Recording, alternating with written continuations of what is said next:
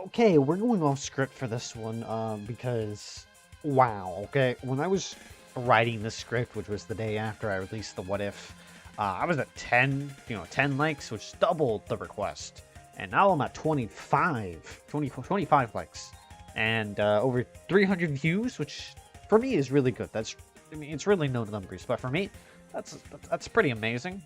Uh, and I'm not gonna lie, I've been neglecting the channel for a while now, or this channel, I should say. I've been putting all my focus on the gaming channel because there's just it's hard to write what ifs when you already write stories and you're working on a few books actually, and just these what ifs, which honestly aren't as fun to write because I can't be as good with them. Just it's hard to be dedicated. However, after seeing how good this did, I'm happy to see a project I actually want to do is doing well, which is, another reason I haven't been doing what ifs a lot recently, because the ones I want to do just aren't doing well. Like, see, I did Dragon Ball Z and Toho, that didn't do very well. Kamiga Kill and Guyver, that's not doing too well. Just, things like that. But I'm happy that at least one of the what ifs that I'm glad to be doing is doing well. I hope I can do this for a while because it lets me rewatch Pokemon as well. While it was good, the original, that was the good show. Uh, so I hope you enjoy this episode as well. But before we go on, no one left a comment. Well, a couple people did leave comments. Give me 1 second. Apologies. Pause in the video. My OCD was triggering me. No one left a comment in relation to my questions at the end of the video, so we will not be updating the Kanto region, and we will not be using abilities in this series, not until Gen 3. So, I ask questions and no one answers the questions. So, yeah, that's kind of what happens. So I do enjoy. I hope you enjoy these few episodes. We're going up to episode 12 in this one, as you can probably tell from the thumbnail. And yeah, let's get going. Unfortunately, we have to start off the video a little bit disappointing, as since Steamrocket was in jail, episode 6 doesn't happen. However, Ash does find a Paris, which he catches, and Brock still catches himself a Zubat. Even easier this time, since, what was his name? Seymour wasn't stopping him, for some reason. In episode 7, Ash and Brock make it to Cerulean City, but remember, Misty isn't in this series. Ash never ran into her. In this story, the world is saved from trouble once again by Ash getting Team Rocket arrested, because that one store with the vacuum cleaner wasn't robbed. While Brock has just stuff to do, Ash stops by the Cerulean City gym. Unfortunately, all the gym leaders' Pokemon are bad at commission, so he has to just take the badge. This upsets Ash, but once again, he calls his mom and Professor Oak before leaving the update in the situation.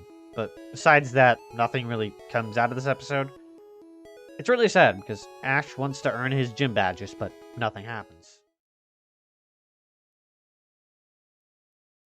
Episode 8 comes along, and Ash gets 10 victories in a row, using most of it to train up his newly caught Paris. He also evolves his Metapod into a Butterfree finally, after defeating a Rattata with it. Ash gloats and shows off his 2 gym badges, and he hears about AJ, and goes to challenge the slave worker. Just like in canon, Ash figures he should use Pidgey to counter the ground-type Pokemon. Unlike in canon, however, Ash is quite aware of what Sandshrew can do, since he has his own, but as we all know, this isn't a normal Sandshrew. Ash's Pidgey and Butterfree are defeated by the wild Pokemon trainer.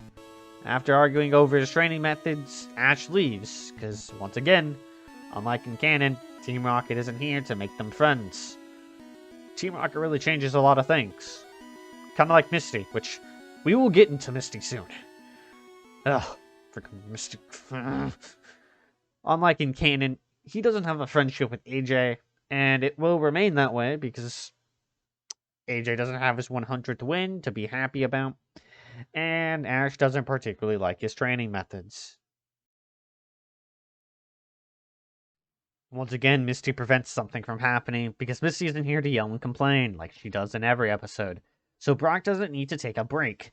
And because of that, I don't think episode 9 happens either. Who knew Misty was such an important character? However, Pikachu also doesn't hurt his foot when kicking a treadmill, so that's pretty good. Alright, we're finally getting to a meaty episode with episode 10, ironically, because it's a grass type episode. So, this episode is conflicting. The narrator says that Ash is leading the group, but Ash says that Misty is the one who pointed out the shortcut. And since I can't find a subbed version of the scene, I can't check that either. So, you could argue that this episode does or does not happen. And I guess the best decision is to spin the wheel, a power granted by Lord Arceus himself. And the wheel said yes, so we're going to continue this episode by our will of Lord Arceus himself. He dictates that this episode happens. From this point onward, I'll be recording the wheel, because I didn't think about it until just now. And, looking back on it, I didn't do that.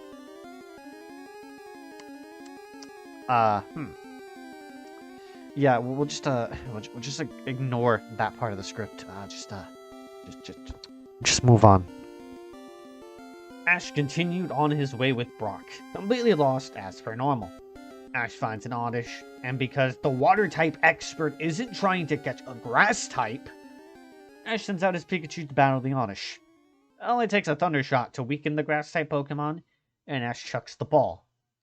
Unlike in canon, however, Bulbasaur is only here to see the Pokemon get captured. It is the only one. It only gets there in time to see Oddish get captured. Words. Ash and Brock are surprised to see the ball Pokemon, and due to Ash not being an incompetent trainer in this timeline, hence the whole point of this what if, that's kind of the point, you know. He doesn't need to pull out his Pokedex, just giving even more time to Bulbasaur. The Bulbasaur gets a swift tackle on Pikachu, who counters with a Thunder Shock. Ash tells Pikachu to use another Thunder Shock, but it's at this point he realizes that Pikachu isn't listening to him, and will throw out electrical attacks at random, including a Thunder Wave. Bulbasaur uses Vine Whip, hurting Pikachu and sending it flying against a rock. Bulbasaur isn't going to let this trainer get away with one of its friends. Ash decided to send out Pidgey, who actually listens to Ash. Pidgey used Gust, followed up by a quick attack to hit the grass-type Pokemon. After being paralyzed and hit with electrical attacks, Bulbasaur is finally out for the count. Ash does another Pokeball and catches the Bulbasaur. And this time, he isn't having a heart attack with his Oddish and Bulbasaur disappearing to thin air and going to Professor Oak's lab. Off topic here, but if the Pokemon universe has technology to teleport items, why don't they use this for real-world applications? Or have, like, an Abracadabra Alakazam teleport system? I mean, it seems like a waste to only have it used on Pokeballs. Anyway, Ash and Brock continue on their way to their success until they run into Melanie's trap. After meeting her, Melanie is upset because Ash caught 2 Pokemon already. Ash feels bad because he was unaware this was a daycare of sorts. He promises Melanie that while he can't release the Pokemon at this time, he'll take good care of the Pokemon he did catch. Melanie is sad, but she's not angry. She straight up tells Ash and canon to take care of Bulbasaur after learning he's a good trainer, and she also tells them that she wants the Pokemon to leave. So Ash catching Bulbasaur and Oddish is kind of a good thing, which makes you wonder why she sets up traps for trainers anyways, since she wants them to leave and get new trainers. Ash vows to take good care of both Pokemon and make them grow strong, with a letter in his hand. Episode 11 comes along, and it is a sad episode. So, here's the thing. There are two ways this episode realistically happens. Unlike with episode 10, which isn't on a time frame, episode 11 is. The day the game gets there in canon, it rains that night. And it nearly kills Charmander. So, one of two things happens in the time frame that episode 11 should happen in this timeline. Either Charmander died because they got there later, or Charmander is still with Damien when Ash and Brock arrive in the area. Of course, it is possible Ash and Brock get there on the exact day, very short hours, that Charmander would have lived, but it's so unlikely that I'm not even going to spin the wheel for this. Because there's realistically no point. And it's kind of a problem with all Pokemon what ifs, really. At least that I've seen. So, you know, as much as I want Charmander to live, and it's one of Ash's strongest Pokemon in the future, it just realistically can't happen. It doesn't mean that this episode doesn't happen, though. It just has nothing to do with Charmander. Ash decided to switch out his Butterfree and Sandshrew for Bulbasaur and Oddish, as a follow-up to episode 10. Oddish is scared, and Bulbasaur is immediately on the attack. Ash tries to explain to the ball Pokemon what's going on, but it's going on a rampage. Unfortunately for the ball Pokemon, Beedrill and the other Pokemon are out of their Pokeballs. And, do you remember not Bulbasaur, do you remember Beedrill's, character trait? It's that Ash is its nest. And you know what a Beedrill does when you go near its nest? It goes on a frenzy. So, Beedrill goes up and attacks the Bulbasaur. That is, attacking its trainer, because it's hurting its nest. While Bulbasaur definitely has the power to keep up with Beedrill, Beedrill knows Fury Cutter. And thus, Bulbasaur can't beat the Bee Pokemon, because it has 4 times effectiveness. Remember that in Gen 1, Poison type was weak to Bug type. And at the end of the episode, Ash would explain to Bulbasaur and Oddish what happened at the end of episode 10. Ash hands the two of them a letter from Melanie, which explains to them what happened. Bulbasaur is understandably still upset and conflicted, while Oddish simply accepts what happens because it's too scared to think otherwise. Oddish, in particular, as you probably figured out by now, is the most scared out of any Pokemon that we've likely seen in the show, at least in the Indigo League show, as it's already been abandoned by one trainer. However, good old Mother Pidgey comes in over there and assures that the new Pokemon is a part of her flock. If she can deal with Beedrill, she can take care of a young little Oddish with no problem. So the rest of the episode would be Bulbasaur debating on which it should listen to Ash or not, which it would reluctantly start to listen. And Oddish was trying to be brave enough to fight, which doesn't go too well, admittedly. Oh, and Pikachu learns Electro Ball because we're using new movesets, and I guess that should negate the Poison type weaknesses, but whatever. Alright, next we make it to episode 12. And this one still happens, for sure. However, the events of the episodes are going to get questionable. When Ash falls into the hole, just like in canon, he's going to square up because he is mad that he fell into a hole. Everything goes like normal until the leader of the pack walks up with his shades. Instead of a staring contest, Ash orders a double team and Pikachu follows it up with a focus punch. Ash then throws a Pokeball at the leader of the Squirtles, capturing it. The other Squirtles are mad, and Pikachu is more than ready to zap another Squirtle. However, Officer Jenny appears, and they all run away with the last injured Squirtle. After Officer Jenny explains to them what happened, he switches out Beedrill for Squirtle, and goes out. The Squirtle squad comes back, wanting their leader. Ash sends out Bulbasaur, Oddish, and Pikachu, but then also releases Squirtle. He explains that he made a mistake already with Bulbasaur and Oddish, and he mistreated Pikachu when he first got them, in which Pikachu simply huffed and turned its head blushing in defiance of acknowledging its trainer for caring for it. He then waves Squirtle off and walks away. Ash is a competent trainer, but he's not a jerk. Afterward, Ash recalls the speed drill and heads back out.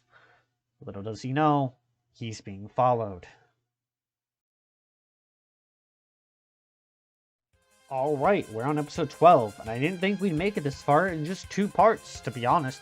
But turns out that Misty, has caused a lot of problems. I'd say that Ash is definitely a better trainer here. The loss of Charmander could definitely be an issue later on, considering the amount of wins that Charizard clutches.